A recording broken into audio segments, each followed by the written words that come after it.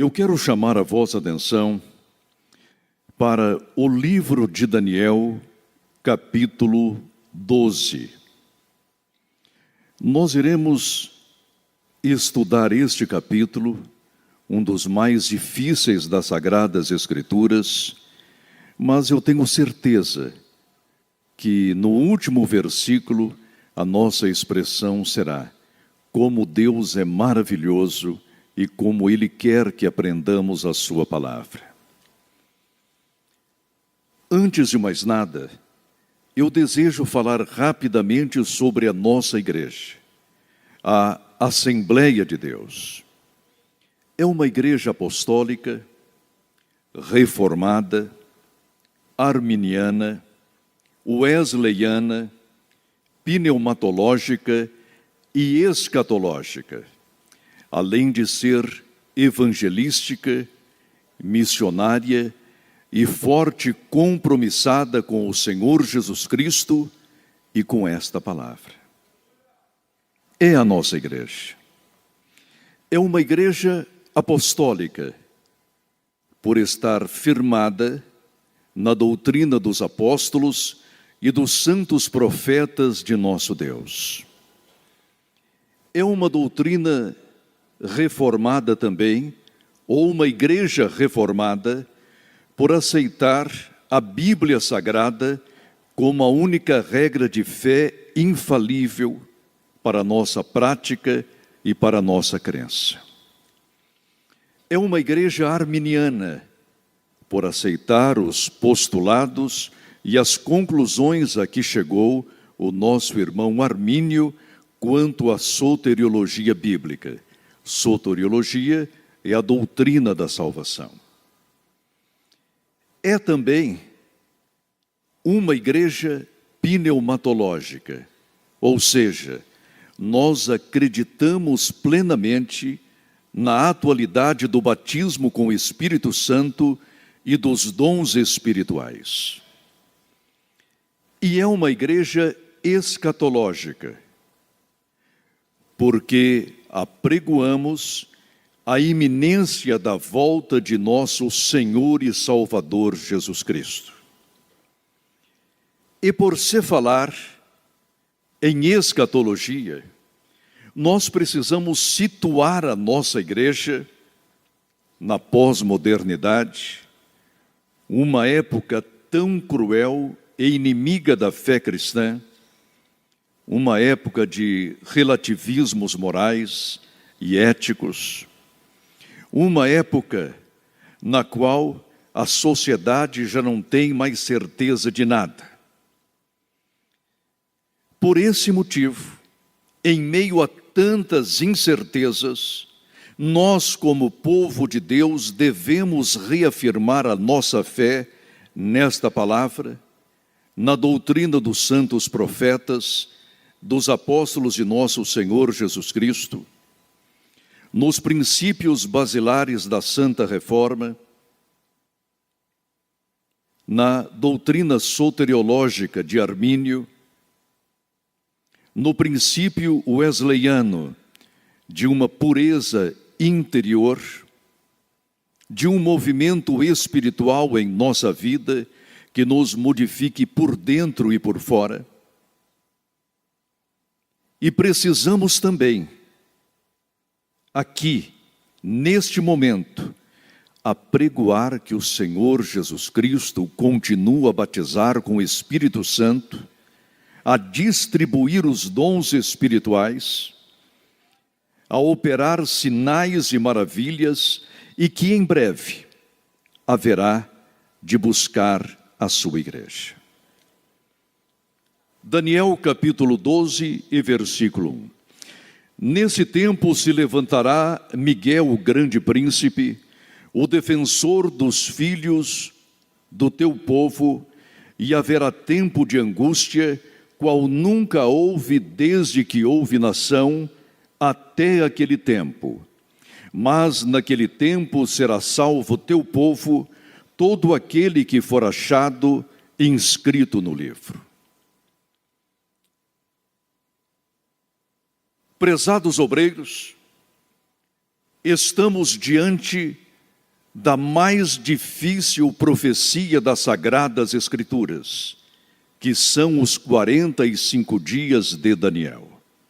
Não me refiro aqui a 70 semanas, que, embora seja um assunto difícil, pode ser explicado, elucidado e interpretado à luz da história e principalmente do texto bíblico com relativa facilidade.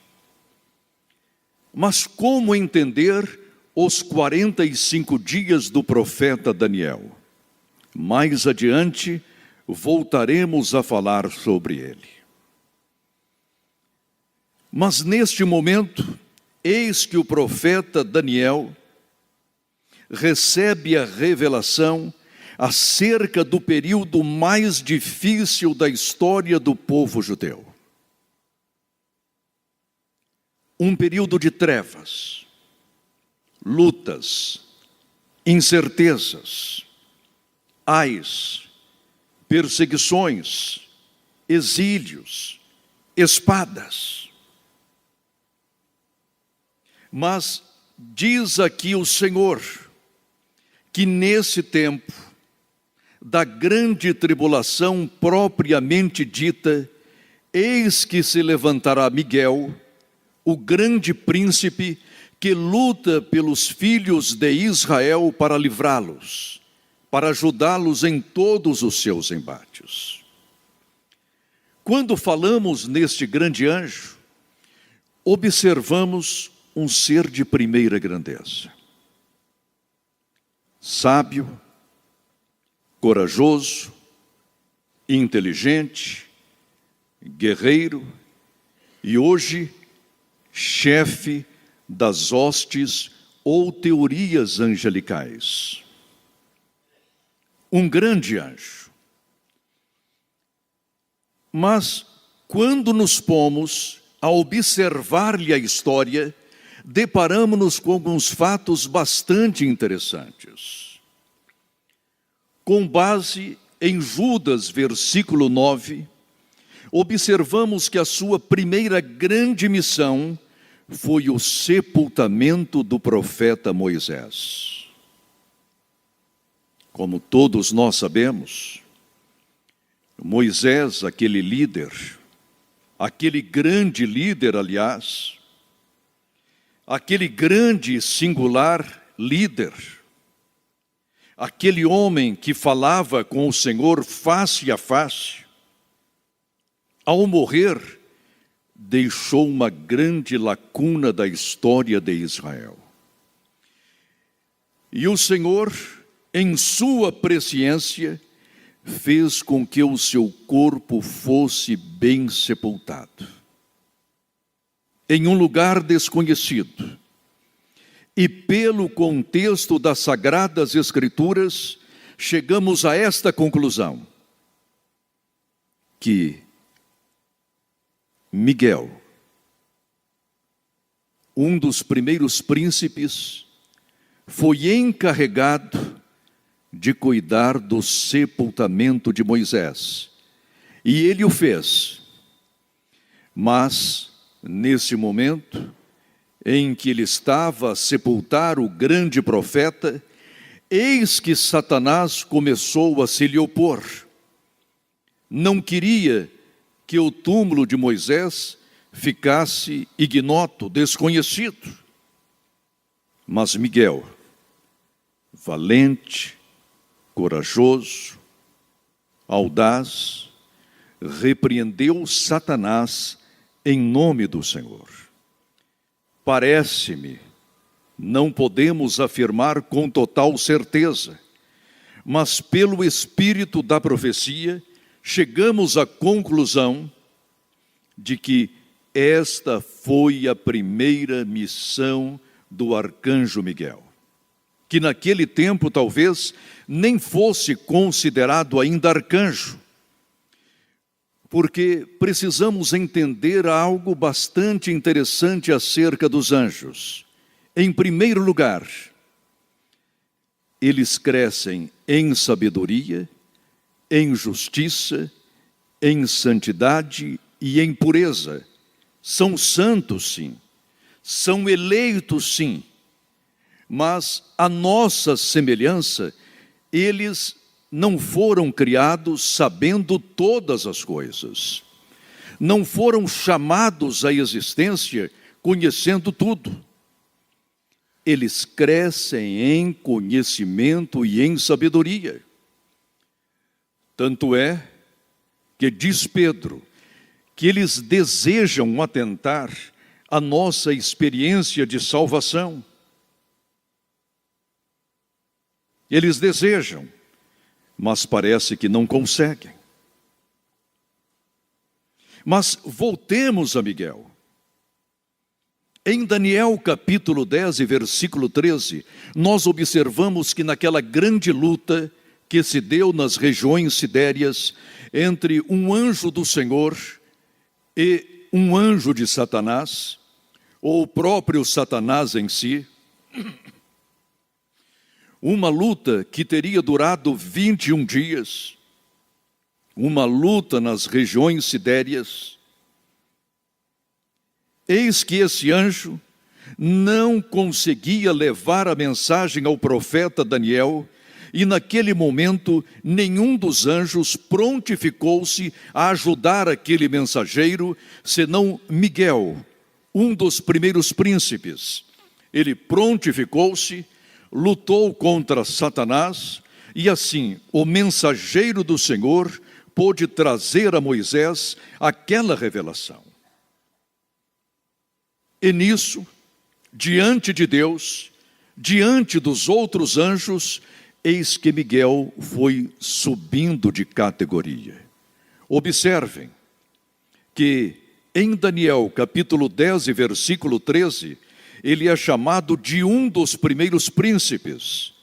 Mas em Daniel capítulo 12, versículo 1, ele é considerado Miguel, o grande príncipe. E quando nos referimos a Miguel, referimos-nos automaticamente a todo um compêndio teológico, porque Miguel em hebraico significa quem é como Deus. Quem pode ser igualado ao nosso Senhor, ao Todo-Poderoso, ao Criador dos céus e da terra? Então, o nome de Miguel em si já é um compêndio teológico. E o mesmo acontecerá conosco nos céus quando recebermos um novo nome. O nosso novo nome será tão profundo, tão amplo, tão belo, tão imarcessível, tão revelador, que quando estivermos conversando uns com os outros nos céus, o simples fato de nos referirmos pelo nome novo, pelo nome alcunhado nos céus, já estaremos revelando um dos atributos do Senhor. Assim será o nosso novo nome nos céus. É por isso que todos devemos porfiar por entrar na Nova Jerusalém. O nosso nome ali, o nosso novo nome ali, aliás, em si, uma explicação teológica, uma revelação teológica, um significado novo, um livro, quem sabe, de teologia sistemática, em 2 ou 3 palavras, ou 4, não sei, ou em uma, quem sabe, nós estaremos revelando o quanto nosso Deus é profundo. E depois que estivermos ali, quem sabe, por 1 milhão, 2 milhões, 3 milhões de anos, chegaremos a esta conclusão óbvia. Ainda não conseguimos explorar toda a profundidade e largueza e altura de Deus nosso Senhor, que comprou-nos de todas as nações. Mas Miguel, o grande príncipe, levantar-se-á durante a grande tribulação para lutar e defender e proteger e colocar a salvo os filhos de Israel. Quem estuda a história dos judeus sabe, por diversas ocasiões, estiveram eles prestes a serem destruídos. O Império Romano o tentou. A Rússia com seus pogroms. O Holocausto durante a Segunda Guerra Mundial. Aproximadamente 6 milhões de judeus foram covarde e barbaramente assassinados. E ninguém poderia imaginar que, terminada a Segunda Guerra Mundial, passados 3 anos, eis que nasceria o Estado de Israel. Algo miraculoso, inexplicável. Algo que somente Deus poderia realizar. Em um único dia, com uma única sentença, eis que Israel renasce das cinzas do Holocausto. Mas prossigamos aqui, versículo 2 do capítulo 12 de Daniel. Vejamos como está a nossa escatologia na pós-modernidade. Muitos dos que dormem no pó da terra ressuscitarão, uns para a vida eterna e outros para vergonha e horror eterno. Nesta passagem, o Senhor Deus revela de maneira clara, meridiana, bastante explícita mesmo, que a ressurreição será uma realidade na história sagrada. E Daniel agora está cônscio desse fato. Muitos, e não todos, ressuscitarão. É bem possível que essa ressurreição dar-se-á nomear da 70ª semana de Daniel. É bem possível. Nós não estamos afirmando determinados fatos com total certeza, porque este capítulo só se tornará completamente compreensível com o passar dos tempos. A última parte dele só haverá de ser compreendida já no final da grande tribulação. Por quê? Nós vamos saber daqui a pouco. Vejamos aqui o versículo 3. Os que forem sábios, pois, resplandecerão como o fulgor do firmamento, e os que a muitos conduzirem à justiça, como a estrelas, sempre e eternamente.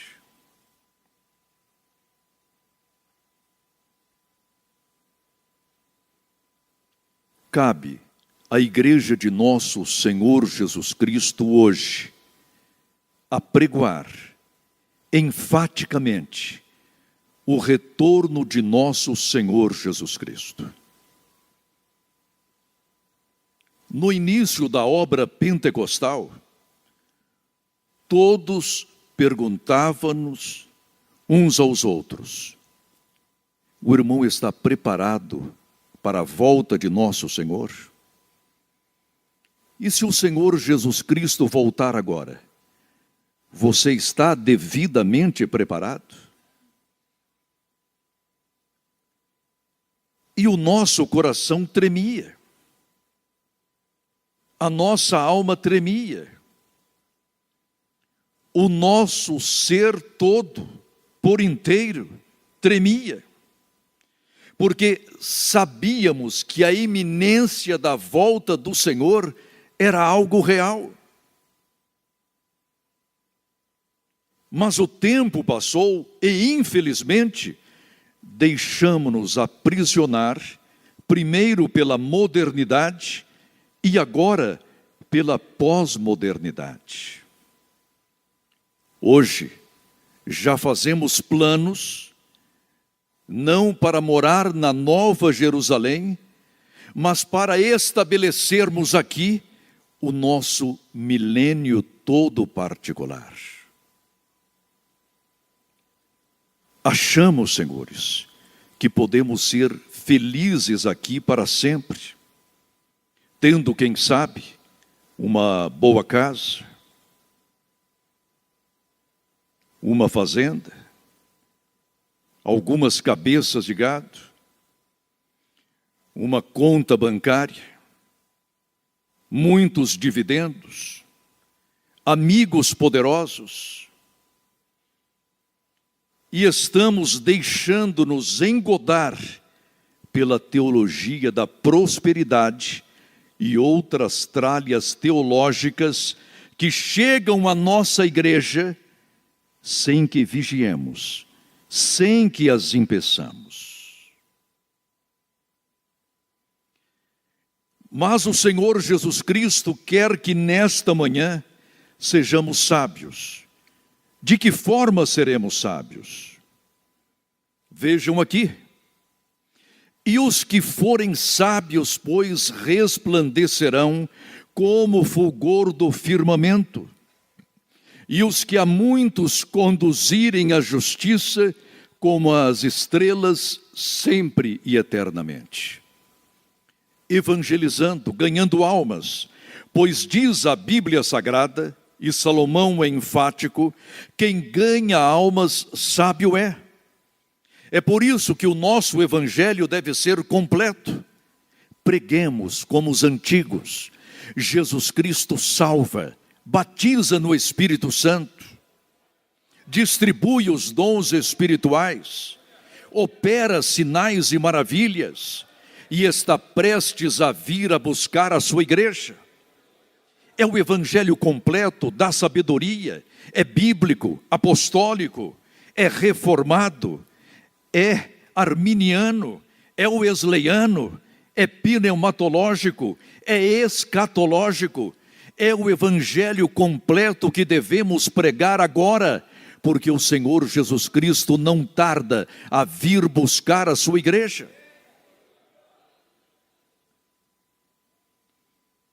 Os que forem sábios pregarão o evangelho completo.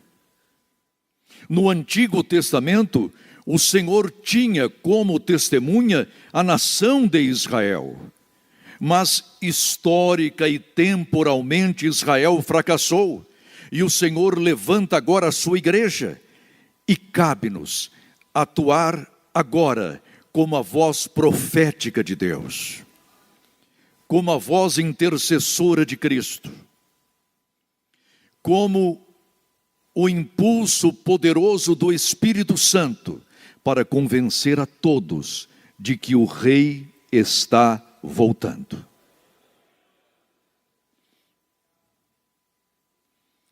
Versículo 4. Tu, porém, Daniel, encerra as palavras e sela o livro até ao tempo do fim. Muitos o esquadrinharão e o saber se multiplicará. Naquele momento, obreiros, Daniel encerrava as palavras de seu livro. Encerrava-as e as selava. Ele mesmo, que registrou estas palavras, teve inspiração para escrevê-las, mas não teve iluminação para compreendê-las devidamente.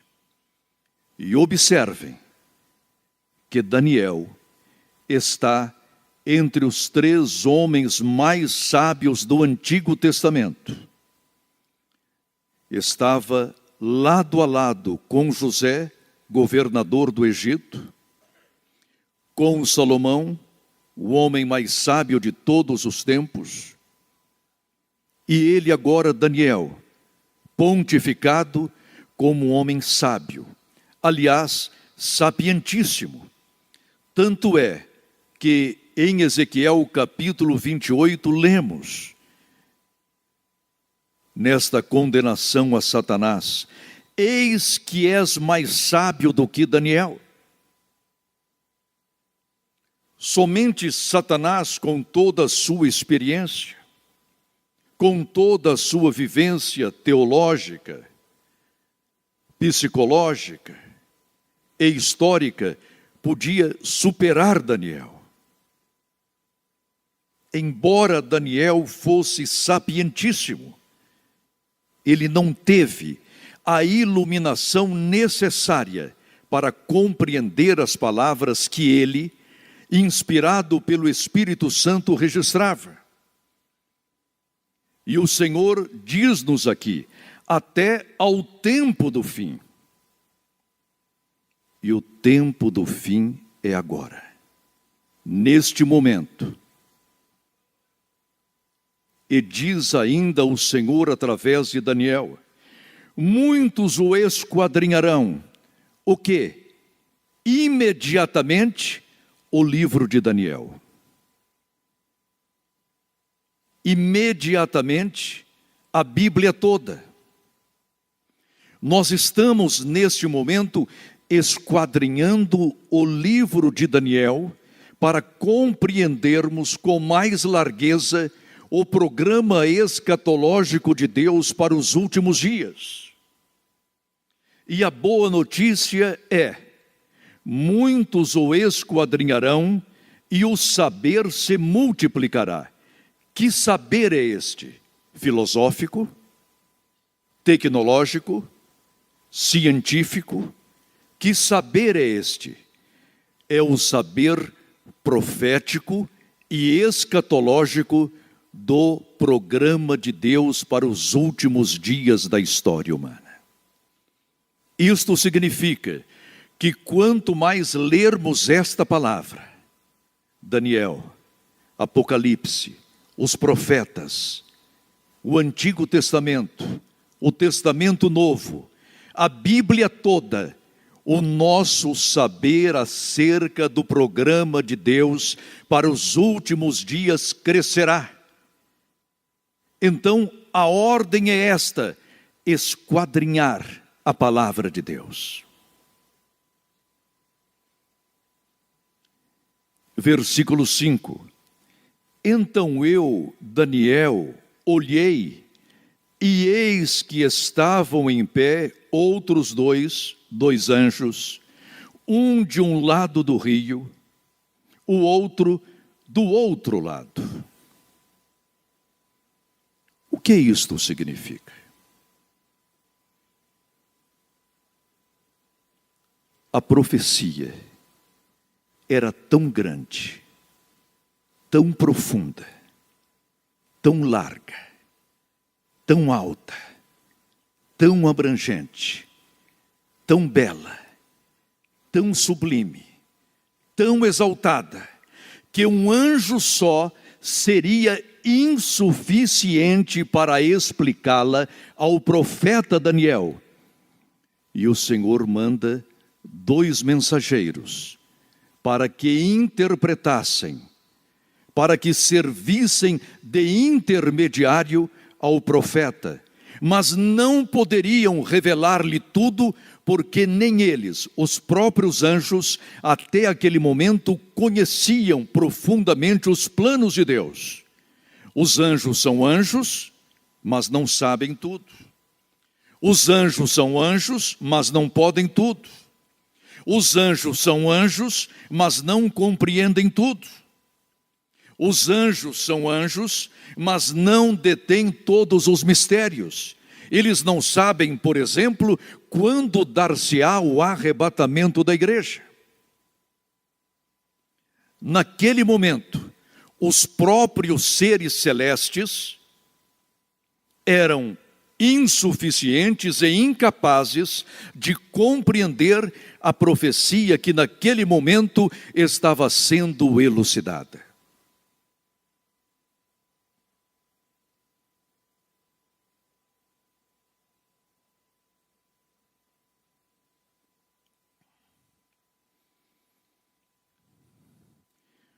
Um deles disse ao homem vestido de linho que estava sobre as águas do rio: quando se cumprirão estas coisas, ou estas maravilhas? Irmãos, 2 anjos, 3 anjos para explicar uma profecia, ou quem sabe 5, ou as hostes celestiais todas? E esta pergunta não era retórica, não fazia parte da oratória dos anjos, não era também didática nem pedagógica. O anjo queria saber. Mas, naquele momento, essas palavras estavam sendo devidamente seladas, para que passados 25 séculos voltássemos a estudá-las como hoje fazemos. Quando se darão essas maravilhas? A grande tribulação, a salvação de Israel, o retorno dos judeus à sua terra? Em suma, quando se dará a 70ª semana do profeta Daniel? Interessante ter inspiração para escrever, mas não para compreender, para registrar, mas não para interpretar, para eternizar, mas no tempo, nenhum espaço para entendê-las devidamente. A palavra de Deus é profunda, é bela, é maravilhosa. É por isso, conforme disse o nosso querido Eudes, é o livro mais vendido, mais lido, mais comentado e o mais perseguido também.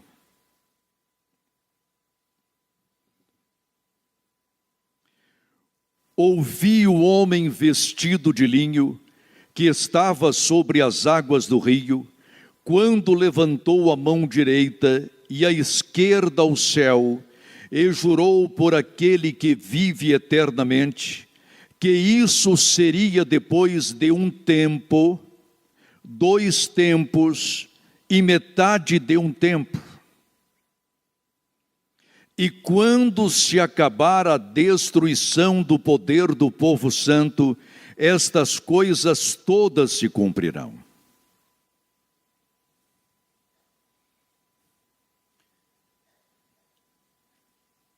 Ezequiel, profeticamente, viu os filhos de Israel voltarem à sua terra.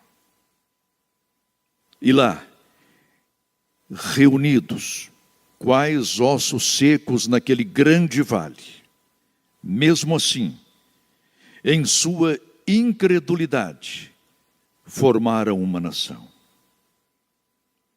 com o coração endurecido, com a alma empanada para não compreender as profecias bíblicas. Mesmo assim ali estão.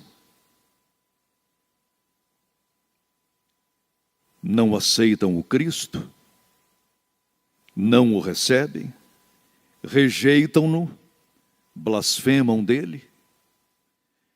E se puderem, e se pudessem, erradicariam o cristianismo de sua terra.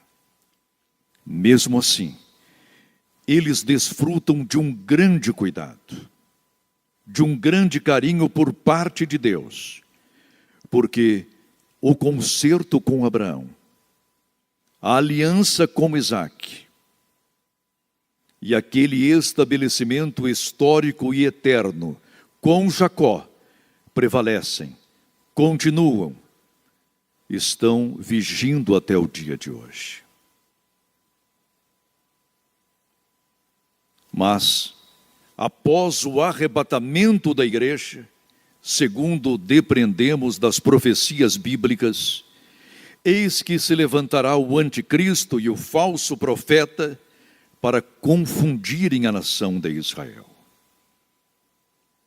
E por 3 anos e meio, eis que os israelitas aceitarão como seu Cristo o anticristo, como seu Messias o antimessias, como seu Deus o próprio dragão, como seu profeta o falso profeta. Por 3 anos e meio, os judeus se deixarão levar pela mentira e pelo engano. Mas terminado este período, eis que eles romperão a sua aliança com o falso profeta e com o anticristo, e a partir daquele momento, eles serão duramente perseguidos. Serão duramente perseguidos. Mas observem, a Bíblia Sagrada, o Evangelho de Deus, será propagado durante a 70ª semana de Daniel. E ao contrário do que muitos imaginam, o Espírito Santo não será retirado da terra após o arrebatamento da igreja. O que acontecerá é que ele permitirá que o anticristo reine, impere, engane e comande a todos. O Espírito Santo aqui estará, em primeiro lugar, com as 2 testemunhas, que andarão de cidade em cidade, de império em império, proclamando a palavra de Deus e o Evangelho. E como todos nós sabemos, esses profetas precisarão ser revestidos do Espírito Santo para exercer o seu ministério. Um ministério semelhante ao de Moisés e ao de Elias. Não serão eles, mas um ministério semelhante. Em segundo lugar, estarão aqui na terra também as 144.000 testemunhas, 12.000 de cada tribo de Israel. E eles atuarão aqui como missionários por todo o mundo e serão poderosos e irresistíveis. Em terceiro lugar, o Evangelho será anunciado por um anjo com um livro aberto, proclamando o Evangelho eterno de nosso Senhor e Salvador Jesus Cristo. O Espírito Santo não será retirado, porque aqui haverá ainda salvação. Uma multidão de mártires, provindos de todas as nações e tribos e povos, haverá de se converter ao Senhor nosso Deus. Essa multidão, e nós só podemos ser convencidos pelo Espírito Santo.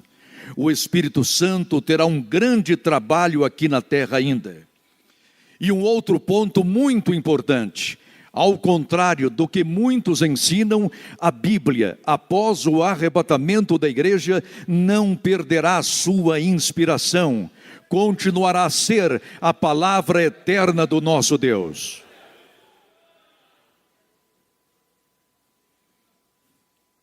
Satanás, é verdade, tentará destruí-la, mas não conseguirá. Procurará eliminá-la fisicamente, mas não logrará nenhum êxito, porque a palavra de Deus é eterna. Ela é a palavra de Deus. Suponhamos que, após o arrebatamento da igreja, a Bíblia viesse perder a sua inspiração. Como ficaria uma grande tribulação? O milênio, o grande trono branco, e onde estaria a Bíblia entre aqueles livros que haverão de ser abertos no dia do juízo final?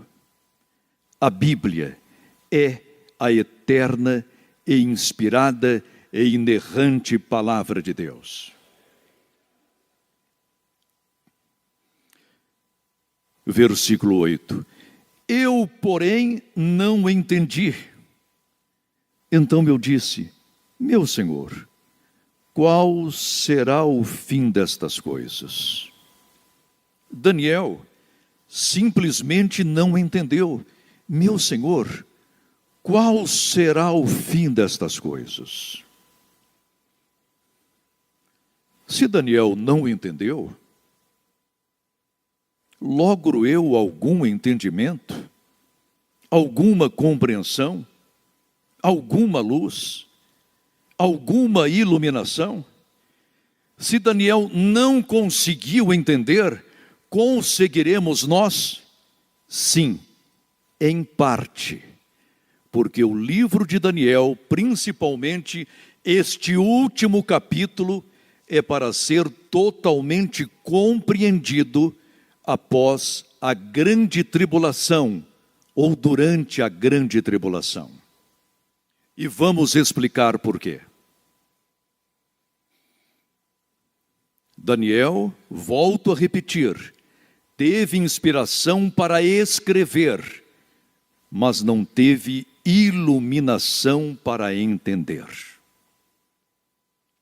Nem Daniel, nem o homem vestido de linho, nem os dois personagens angélicos que ali estavam para auxiliar Daniel a entender, em parte, esta profecia.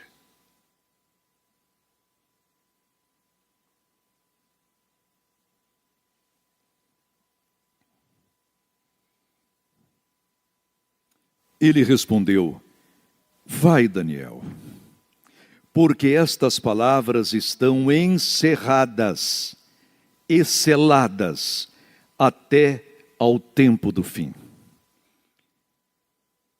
E o selo, ou o véu, e este encerramento começam a ser descerrados neste ministério, no ministério da igreja aqui na terra. E mesmo assim, percorrendo esta profecia, esquadrinhando-a, encontramos tantas dificuldades. Vai, Daniel. Ele já tinha aproximadamente 80, 88 anos, ou 90, não sei. Era um ancião, encanecido. E com toda a sua sabedoria e experiência profética e contato íntimo com o Senhor, ele não logrou entender o próprio registro. E observem que ele era um homem muito amado do Senhor, mas não entendeu. Versículo 10. Muitos serão purificados, embranquecidos e provados, mas os perversos procederão perversamente, e nenhum deles entenderá, mas os sábios entenderão. Ou seja, nós estamos vivendo um período em que os perversos agem perversamente, até mesmo na igreja de Deus. E como há perversos em nosso meio, como há hipócritas em nosso meio, mas não conseguirão entender a palavra do Senhor. Mas aqueles que são embranquecidos pelo sangue do Cordeiro, que amam o Senhor Jesus Cristo, que estudam a sua palavra, que a esquadrinham, lograrão entender, neste momento, em parte. Durante a 70ª semana de Daniel, quase toda ela, e no final desta semana, totalmente. Daqui a pouco mostraremos por quê. Os perversos não entendem, pois a sua mente fechada, coração cerrado, espírito entenebrecido, ouvidos moucos, olhos cegos. O perverso não tem hermenêutica para entender, não tem exegese para executar, está completamente nas mãos de Satanás. Mas o crente, quando lê essas profecias, diz: Maranata, ora vem Senhor Jesus. Maranata, ora vem Senhor Jesus. depois do tempo em que o sacrifício diário for tirado, metade da 70ª semana de Daniel, e posta a abominação desoladora, início da segunda metade desta mesma semana, haverá ainda 1290 dias, ou seja, 3 anos e meio, de grande tribulação. E os judeus, e os mártires, e os santos neste período serão duramente perseguidos aqui na terra, enquanto nós, nos céus, estaremos com o Senhor, aguardando o início de seu retorno glorioso e visível para a instauração do milênio aqui na terra. Mas até aí, nós não encontramos nenhuma dificuldade, porque todos nós aprendemos que a 70ª semana de Daniel será composta de 7 anos proféticos, 7 dias proféticas, ou seja, 7 anos. Na primeira metade da semana, Israel, com o seu templo reconstruído, com o sacrifício diário instaurado e com a liturgia judaica em sua plenitude. Mas, no mear desta semana, eis que Israel rompe com o anticristo e o anticristo com Israel. E ele se instaura no templo de Deus, como se fosse Deus, demandando uma adoração própria somente a Deus. E os judeus, que se houverem de converter durante a grande tribulação, terão de suportar durante 1290 dias. Terminado este período, terminados estes 3 anos e meio, parece que estará tudo bem naquela época, mas não. E aqui reside o mistério da mais difícil profecia da Bíblia. Observem, bem-aventurado o que espera e chega até 1335 dias. Porque este acréscimo, repito, porque este acréscimo de 45 dias aos 3 anos e meio da grande tribulação. Como explicar? Como entendê-los? Como elucidá-los? Até hoje, eu não encontrei nenhum comentarista bíblico que me explicasse. E eu mesmo não tenho nenhuma explicação. Mas, se eu não tenho nenhuma explicação, por que estou falando sobre ele? Porque a Bíblia precisa ser pregada do livro de Gênesis ao livro do Apocalipse. Devemos pregar, inclusive, os fatos e proposições que não entendemos, porque a nossa obrigação é esquadrinhar a profecia bíblica. Mas voltemos a este assunto. Terminada a grande tribulação, Satanás já está preso, o falso profeta e o anticristo no lago de fogo, aparentemente, tudo está bem, tudo está tranquilo. E a humanidade, agora, apesar daqueles cataclismos e catástrofes da grande tribulação, pode repousar. Mas a profecia, para aqueles que alcançarem sobreviver à grande tribulação, esperem ainda 45 dias. Tenham paciência, cuidado, não sejam afoitos, tenham paciência mais durante 45 dias.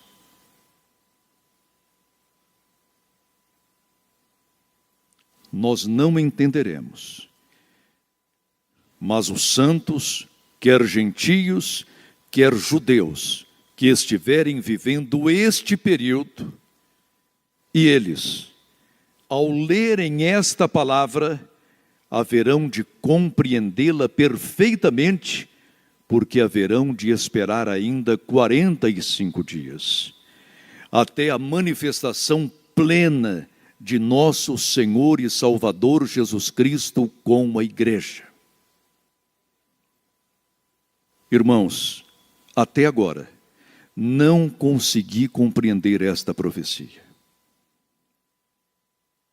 Eu a declaro aqui aos irmãos, para que todos juntos esquadrinhemos a palavra de Deus.